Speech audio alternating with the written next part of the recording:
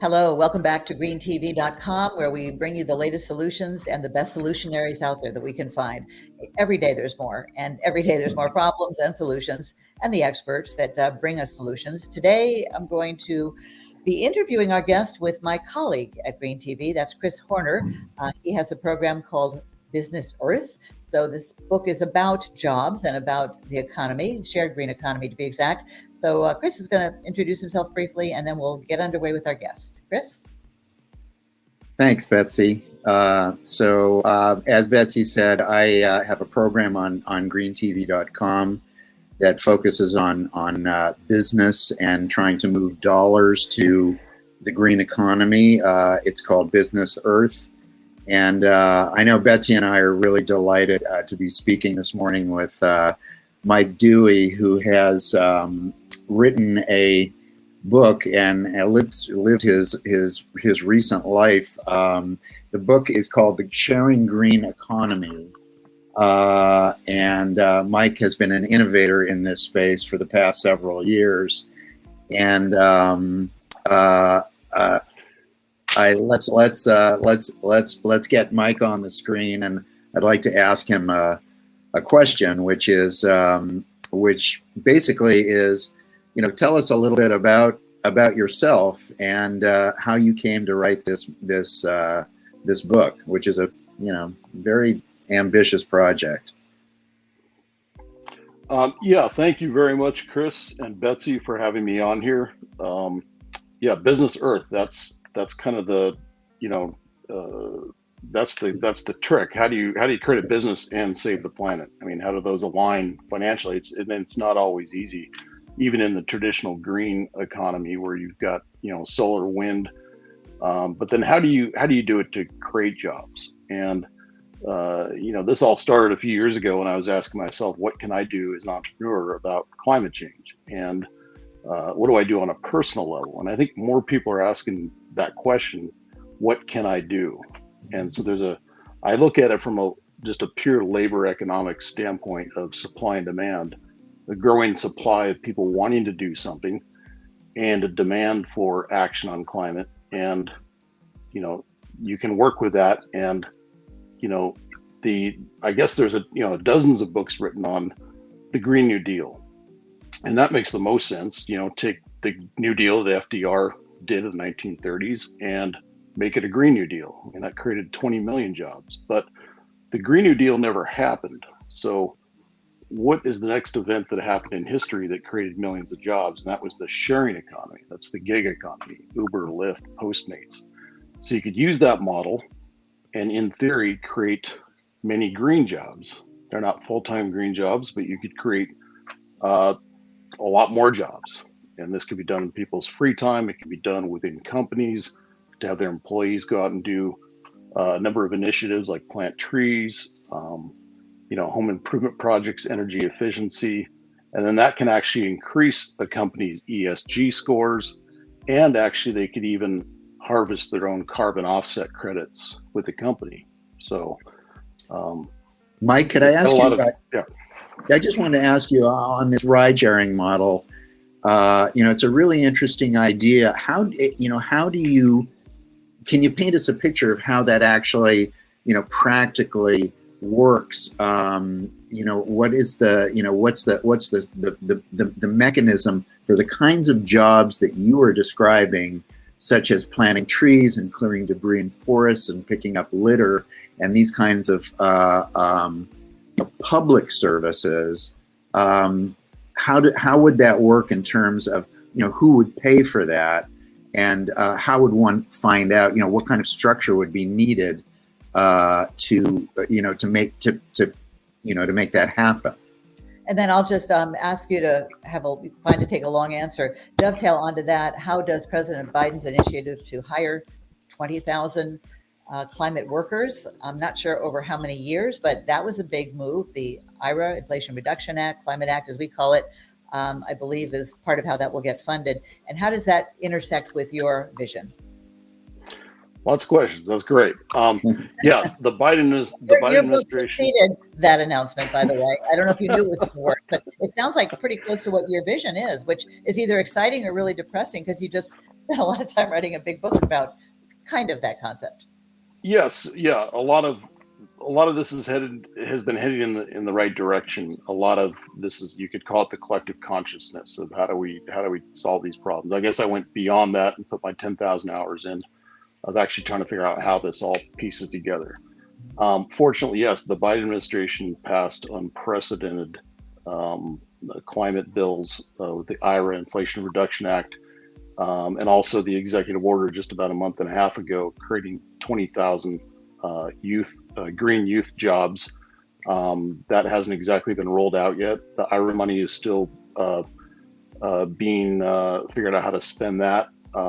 One key initiative within the Inflation Reduction Act is the methane. What have we done on the methane pledge worldwide to get rid of methane? Methane is 80 times more potent of a greenhouse gas than CO2.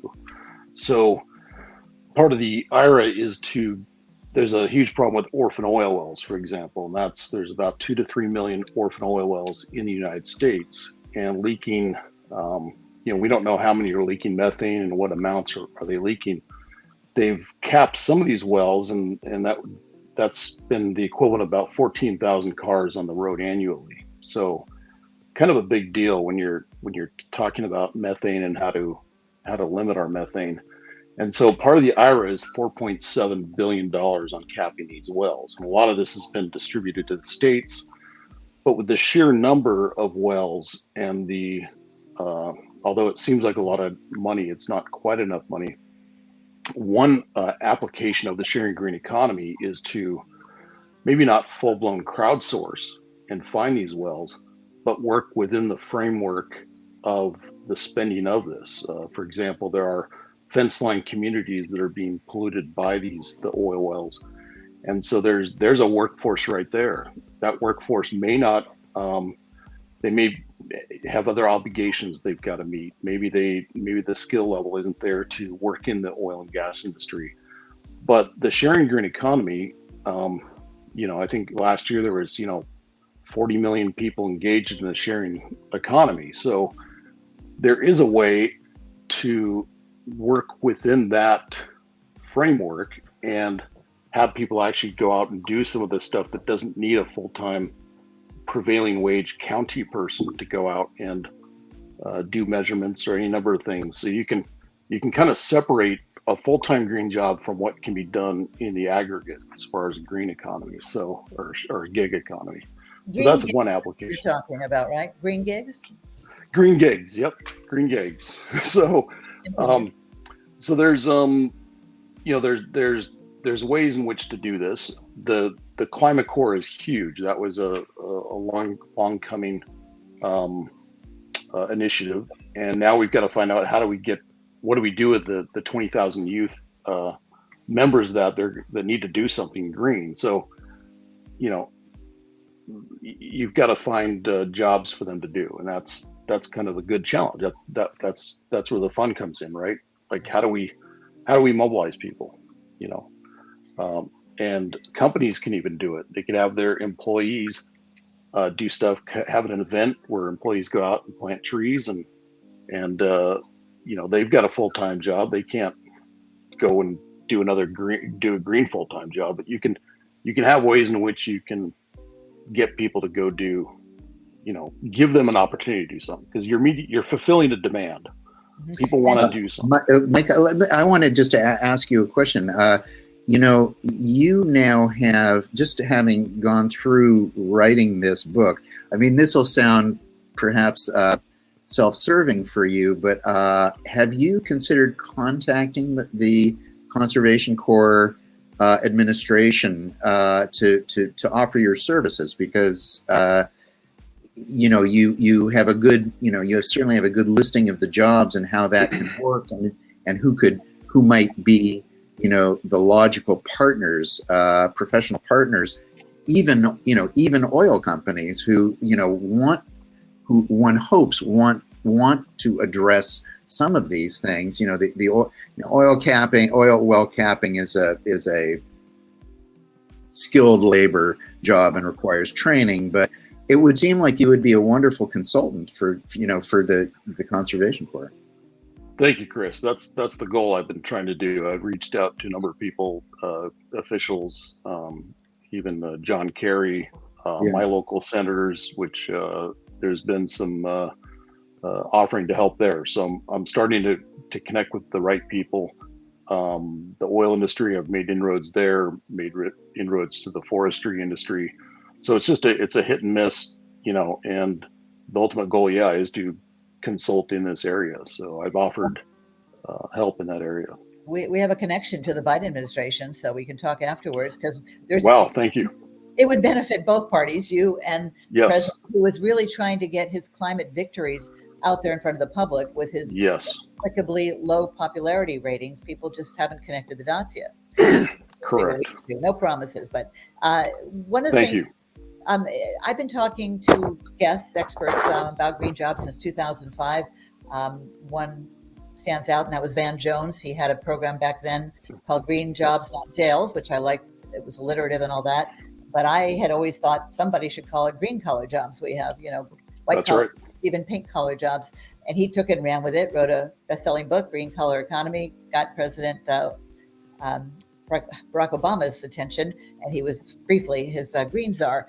But what we talked about since then, because I've seen him at many conferences, is it didn't quite materialize as fast as it should have, because the jobs weren't out there, and we need to create them. That's part of it. I mean, there's certainly more now than there was in 2005. Do you have a rough idea of the percentage of the jobs that are already existing, or is this going to be 90% new, initiatives and new thinking and creating these skilled and unskilled jobs?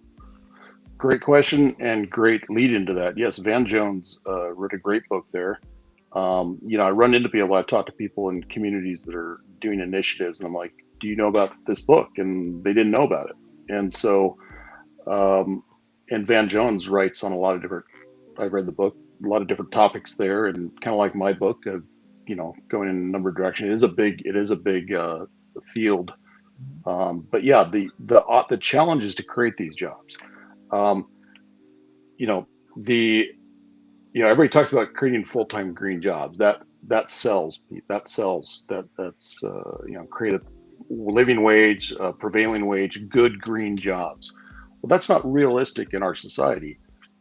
59 million people are engaged in the gig economy in some way, and a lot of them actually that's their full-time job. They quit. So you've got to work within the framework of reality, and I think it's a hopeful and optimistic challenge that we can undertake. I think it's happening everywhere anyway in the nonprofit sectors. I think we just need to convert that into actual jobs that work for people, and I think there's a lot of ways to. I'm sorry. Sorry to interrupt you, Mike. That's right. I was done. Yeah. I'm not finished with you yet. Go ahead, Chris. Rude. So one thing, it seems like a couple of things come to mind for me. It does seem like the sharing green economy could, I know that there's websites all over the place and job boards, but it seems like one of the things that would be really useful is some kind of a clearing, quote unquote, job clearinghouse website where you could go to find out about jobs that are available, because I think that's a whole. I know it's a whole separate project that site would then have to then be marketed, and it's possible we could talk Betsy about in an initial time to maybe incorporate something like that into the GreenTV site. We've talked about doing jobs, and we obviously need to build up our subscribership and our viewership, but however you do it, it seems like that would be a very useful tool to spread the word, and also to show people what's available, to have jobs available board and a way for people to, to connect to it. That's a great idea, and that's definitely something that should be done for sure. That's one way to skin this cat. You got to keep in mind, companies don't just go out and create a company just to create jobs. I don't think that's ever happened. So that's the rub here. How do you create an entrepreneurial endeavor? I haven't been able to do it. I've been trying to figure this out, but we're almost there. The pieces are falling in place with what the Biden administration has done with those climate acts, and especially executive order on the American Climate Corps. And what about this trend that's kind of paralleling the need for green jobs and growing recognition on the part of the public that this is really a win-win? During the pandemic, of course, the way we work changed, and thank goodness for remote work and Zoom. Thank you, Zoom. We're allowed to now use it and look like TV. And StreamYard is our latest software technology. I hope you like it. We're experimenting with it, having fun. But the trend towards quitting, where a lot of people, kind of maybe came to confront their mortality more with so many COVID deaths, the quiet quitting, where people just aren't into their jobs, they seem meaningless, and they just are not really into it. It seems that joining with the green jobs trend would be this is a perfect moment to really have this explode. Absolutely. That's great. Yeah. Quiet quitting. We need purpose-driven jobs, and we're there. The pieces are here, it's for people to be bored in their jobs or unfulfilled when there's such great need for labor. If we're going to transition everything, the green energy system, the green economy, and then of course the Republicans famously for years said it's going to cost jobs. It's going to cost jobs versus environment. No, actually the opposite. Exactly. People have plenty of free time, and they're seeking purpose, and the supply and demand is there, and all the pieces are in place. So it's just a matter of execution. It's a very opportunist time right now to engage in this. Mike, I wanted to mention to you, Betsy and I have had contact in the past with someone named Justine Burt, B-U-R-T, and she wrote a book called The Great Pivot. You can look it up on Amazon, and it's really about it's very connected to what you're doing. It's about the green job market. We're happy to connect you. Yeah. Thank you. Wow, this is fantastic. we aim good for everybody. To help them, please. Well, when you're a solopreneur, but we have a long list of contacts, having been doing this for years. In my case, Chris, some years, mine, a couple of decades. Go ahead, Mike. Thank you. Yeah, when you're a solopreneur, it's not always easy. So I haven't been able to do this full time. So, but my hope is that we're there. I think we are. So I appreciate the help and connections on that. Sure. Yeah. The other thing I actually was curious whether you have given any thought. Part of what you're talking about. If you look at the sharing green economy as basically a different way to, obviously the status quo capitalist system is incredibly well entrenched, and in many ways is a destructive system. It's created great wealth and all kinds of things, but it is also capable of great destruction, particularly through the petroleum and the chemical industries, and the extractive industries. But one of the other things that I think is really needed. I want to ask you about something about that. But what I wanted to mention first was whether you've given any thought about how the sharing green economy can be incorporated and taught in schools, particularly high schools and at college level, and maybe even at junior college level might be the most immediate, whether you've given any thought to that at all. Absolutely. There's definitely an educational piece to this. Earlier this year, I spoke at a high school, and the kids are very in tune to this, very interested. The younger generations are way up in front of the curve here. It's their future. They want to participate. I've talked to at the collegiate level too, and even like science students, during the summer they've got free time, and so this is a great opportunity for them to take on a gig work because they're going to be going back to school in the fall. So there's a lot of reasons to have a gig economy for this, a green gig economy or sharing green economy. So, Mike, I'm not sure if you're aware of the degrowth movement.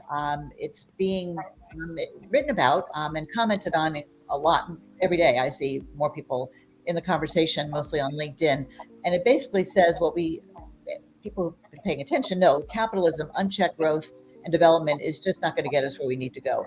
And they talk about not necessarily producing and manufacturing and creating so much stuff that, frankly, a lot of us really don't need. A lot of crap. Not speaking of any particular product or company there, but that we need to shift to quality of life. And who says we should be workaholics anyway, especially when the cost of manufacturing and shipping and trucking and Amazoning, is so high. So could the sharing green economy work with the degrowth people so that it's not just a matter of job losses, but job recycling, like I did from doing news to environmental news? That's a great, yes. There's an image that I have. It's on my slide decks that I have. It's got on one image is a busy street with fast foods and buildings, and the other image is you've got the buildings there, but then you've got farm to table and green operations within the city instead of the fast food. So it's like change the jobs, create green jobs, and you're not going to, and that'll change your society essentially. So yeah, transition to a green economy, and there's a finite number of resources. So that's why the whole farm to table initiative was a huge move, and it just never picked up the steam. Hopefully it'll come back, but having local agriculture, so you don't have the big transportation, the industrial agriculture, these are all things that contribute to a more sustainable economy. And the degrowth is definitely a good talking point. The question is, how do you get from here to there? And even like the protesters just stop oil.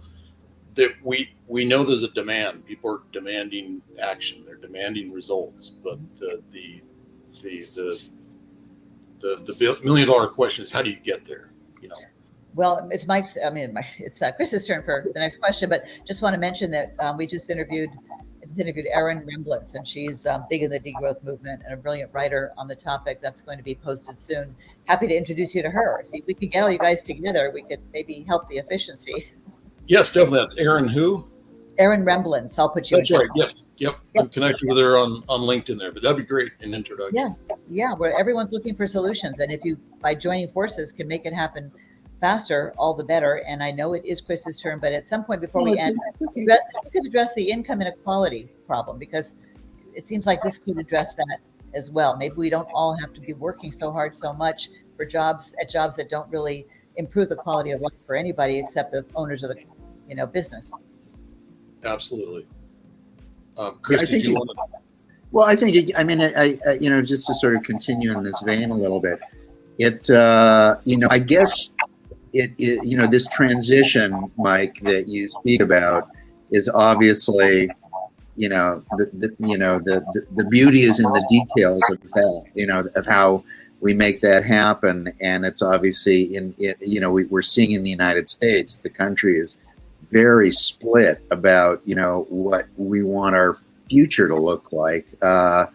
The progressive side of the table, is more in harmony with what what we're all talking about today. And the right is very, very stuck on, this growth at all costs, petroleum based economy. And of course, as you said, the petroleum economy cannot stop on a dime. It is actually needed for the transition. And I'm just, I guess I'm curious what your thoughts are about how to best make the transition. I guess what I'm talking about is, a stakeholder-based economy, a human needs-based economy, versus a shareholder-only economy. And well, yeah, I mean, it sounds like they're making a great living. I kind of want some of those profits myself, right? So yeah, great. Let's do growth all the way, but let's share that growth if we're gonna do that. Usually on that side of the equation, there's not a lot of good ideas or no ideas. So no ideas, and they say no to a lot. If we're talking about Republicans, we have to be honest here, who the culprits are in thwarting progress actively and proudly, seemingly. I mean, they are trying to promote fossil fuels relentlessly, diminishing, if not ignoring, the climate crisis. And they're the ones who really killed the Green New Deal. We might have seen it beginning to happen now if it wasn't for that. They're so afraid of it, that talk about crap. I'm sorry. I'm just very honest. That's got to stop. I mean, it's going to cost all of us and our children. And I just had a granddaughter a couple of weeks ago. Like, this is personal. It should be for everybody. And so politically, we have to vote for candidates who get climate change, certainly, because that is a big part of the problem. We have talked about, we will talk about it, but I don't know if you have any magic ways to get around the political polarization. Thank you, Fox, for doing such a good job of helping to fuel it, so to speak.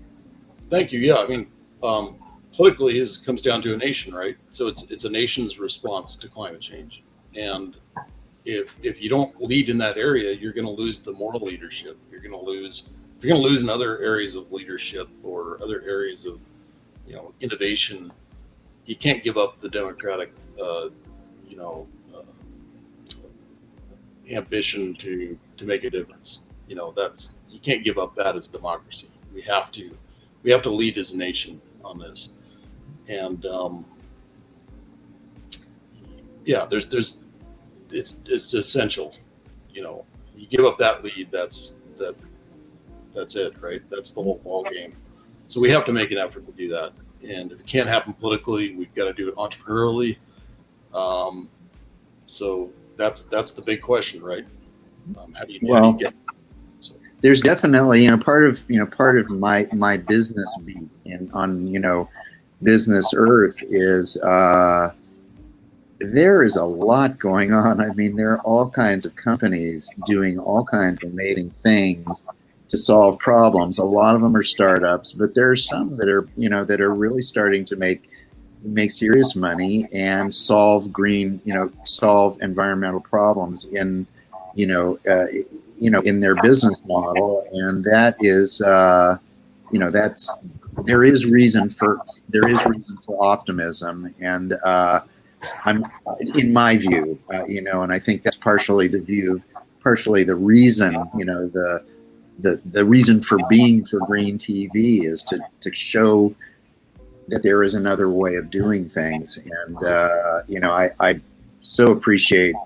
I'm sure Betsy joins me, and you're coming to join us today to talk about some of these things. And I'm very, I think we're probably, close to our time, but I did want to ask you one question, which is what's next for Mike Duwe? Where do you go from here, Mike? Yeah, I'm still trying to solve this problem.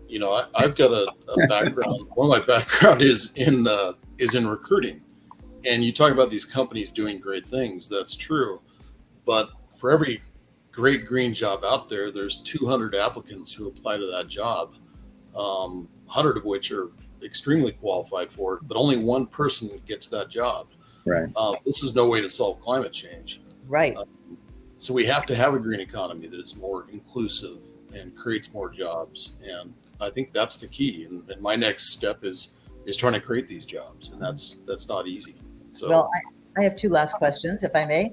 Yes. One, maybe the elephant in the room, the not so green elephant, red elephant maybe, is China, and how they are making a lot of our cheap products that are still very popular, Walmart, etc. Almost any store you go into, you have to look at where it's made if you don't want to buy things made in China. And of course, they're big emitters of emissions. We're right up there with them, but they're making a lot of stuff that we buy and cheap labor.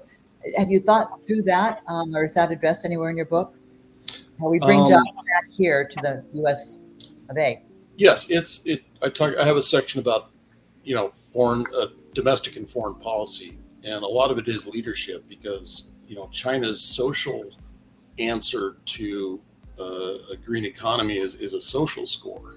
So, what are you doing as a good citizen that will improve your score? We're not made that way here. We're a nation of go-doers, and so it's. I don't think a behavioral solution is the solution here. It's a roll up your sleeves and bootstrap and do it. And Well, that's China's making more solar panels and electric vehicles than we are. They're ahead, in a lot of green technology, and that's what always bugs me about the Republicans, who are all about patriotism and all that, competition, nationalism. We're getting our butts beaten by China in a lot of ways, and if we made more of those products here, I think that would also be part of the solution. So my last question, I'm famous for having endless lists, but you mentioned that you have there's sort of a secret sauce, a hidden gem, and I think your answer is read my book. But if you can give us any teases about how this actually can happen, I'm sure you've given a lot of thought to it. Oh yeah, I've there's two paths I'm taking right now. One is the orphan oil well problem and the idle wells. It presents a huge opportunity right now, especially states like California that are really getting off oil, and it's really putting a tough decision to oil well owners, small, medium, and large. And there is a business model in there, and I can send you that slide deck. The other approach I'm taking is that companies are really concerned about attention or attraction and retention of employees, and also their ESG scores, environmental, social governance, and carbon credits. So there's actually a great sharing green economy approach for those companies. And I've got a slide deck on that I can show you, but that is essentially leveraging your employees who are demanding action on climate. And I think there's groups like at big companies where there's 5,000 employees that are part of their climate change group. And so if you give them a means to make a difference through green gig work, at the end of the year, when you're a company scrambling to buy carbon offset credits on the voluntary market or the big carbon offset markets, you can actually just look within and look at a dashboard and say, oh, look, our employees actually generated this many carbon credits. We could just use that, huge opportunity there. Yeah. Well, I think the Biden administration should hire you because, they're looking for ways to use this money. I hear that it's not being utilized. People who would be eligible for some of that funding don't even know. So let's finish up so you can get busy helping all of us get to the green. Thank you. I appreciate that. I'm welcome to that opportunity. I'm ready to go. Well, that's a little plug here for GreenTV. That's why we're here, to bring people together on solutions and to have them be replicated and scaled, because why not? We just don't have time, and mainstream media is covering the tip of the iceberg only. Also, Betsy, we're partly here to make the green economy happen, to enable the green economy. Absolutely. we're wanting to communicate about people like you and things that are happening. And the challenge in our society, the way it works, money does talk, and I think we want to show how being green does not necessarily mean being an unabundant world, but it means being smart and knowing what is important for for good life, and that isn't just superfluous. Have a bigger car, have a bigger boat, have things that are not helping us create a survivable and sustainable world. Or perhaps just an example that I don't know if people realize. Notice 30 different brands of toothpaste, maybe 40 at CVS. We have so much, and there's so much of the world, global south, that has nothing, and we just have too much stuff. It's overwhelming, who can decide which deodorant to buy? That's just a small example that I always think it's not made it easier having so much choice. Communist. But that's what Sean Hannity calls me every time I'm on Fox. Yeah, So- yeah. No, I know. It's crazy. We've got all the pieces in place to do this. We do. The younger generation wants this. Yeah, Our job is easy. We can just design it and build what they want. So, all right. Well, we're hoping that we can take this interview to a lot of viewers and perhaps make a few connections that will help catalyze this transition and expedite. thank you. Thanks, Mike. I appreciate that. Thank you, Chris. Thank you. Absolutely. Thank you so much for being with us today, Mike. And I will follow up. I'll send you an email with some a couple of connection things, and I'm sure Betsy will too. Yes, and I just want to say as we close that we are a small group of dedicated volunteers at GreenTV, and we are encouraging people to subscribe to our YouTube site. We're going to be cranking up interviews and doing a lot more streaming and working up to live streaming on StreamYard. So please spread the word, Mike, to your people, because we're here to spotlight the work that you're doing. And thanks for being one of the biggest minded, big thinking solutionaries. Thank you. I appreciate it, and I appreciate the support. And we can do this. Just we must. I have a 3-week-old granddaughter. We must do this now. I can't. I thought about quitting. Oh well. Thanks. Thank you. I appreciate it. Thanks so much.